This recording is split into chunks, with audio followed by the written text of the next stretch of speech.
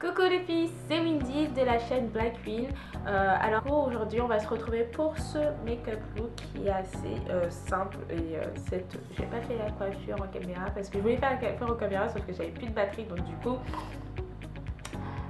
ça s'est coupé, donc j'ai toute la coiffure que j'ai, enfin voilà. Donc je pense que je ferai une petite vidéo pour cette coiffure qui est vraiment très simple. Je la fais vraiment quand désolée si je fais là, c'est parce qu'il y avait la petite caméra.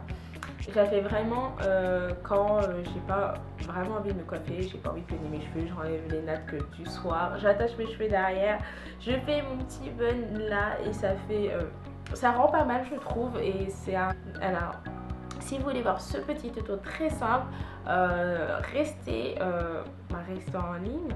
Je sais pas si on dit ça, mais restez en ligne, la vidéo elle arrive par ici. Ciao, à plus tard. Alors, j'ai déjà mis ma base de teint et fait mes sourcils juste avant la vidéo. Donc, du coup, je prends ma base de teint de chez Urban Decay et je la mets vraiment sur toute ma paupière pour aussi que la couleur tienne vraiment bien. Ensuite, je prends ma palette The Nubian Pose 2 et je prends ma couleur Morocco, un joli orangé que je vais placer vraiment sur le creux de ma paupière et je vais estomper avec un pinceau assez fluffy, mais le bout est assez resserré. Donc, vraiment blender sur toute la couleur. Blender jusqu'à ce que vous ayez un résultat que vous aimez. Alors, moi, j'aime bien que ce soit un peu comme ça. Donc, du coup, je prends ma palette Makeup Addiction et je viens avec la couleur Savannah Dessert. Normalement, cette couleur, c'est une transition pour moi, mais là, je me suis dit pourquoi pas l'utiliser comme ça. Ensuite, je reprends ma couleur de chez Juvia's Place et je prends le Jezabel. C'est un joli violet, si on peut dire ça comme ça. Cette palette, elle est juste, je l'adore. À chaque fois que je la vois, j'ai envie de pleurer. En tout cas, vous reprenez le même pinceau et vous mettez sur la même couleur le marron, on a mis, et vous estompez pour vraiment fondre avec deux couleurs. Ensuite, on prend un pinceau plat et on prend une jolie couleur Égypte qui est un beau vert. Au préalable humidifier mon pinceau pour que la couleur en fait se voit très bien et qu'il n'y a pas de dépôt juste en dessous. Ensuite, on prend un pinceau assez fluffy où on va vraiment estomper les couleurs pour que ça fasse pas deux paquets, pour qu'en fait les couleurs se marient ensemble. Ensuite, on reprend notre palette de chez Makeup Addiction et on prend le Brownie qui est un marron foncé. Et je vais mettre vraiment sur l'extrémité de mes yeux pour donner un effet smoky et un peu plus automnal. Voilà. Et avec le même pinceau qu'on a pris au début, vous estompez jusqu'à ce que ça passe très bien.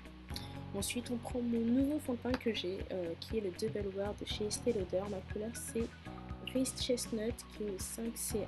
Je suis agréablement surprise par ce fond de teint.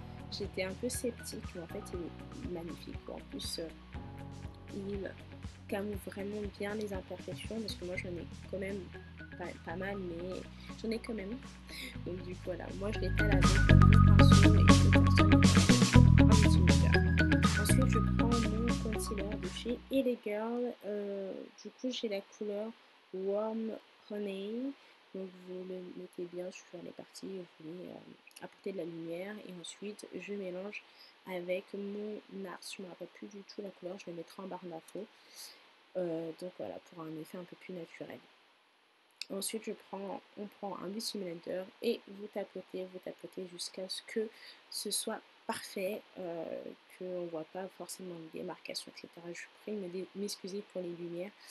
J'ai qu'une lumière, du coup ça a apporté énormément de lag et on voit pas très bien, j'ai l'impression, donc je suis désolée.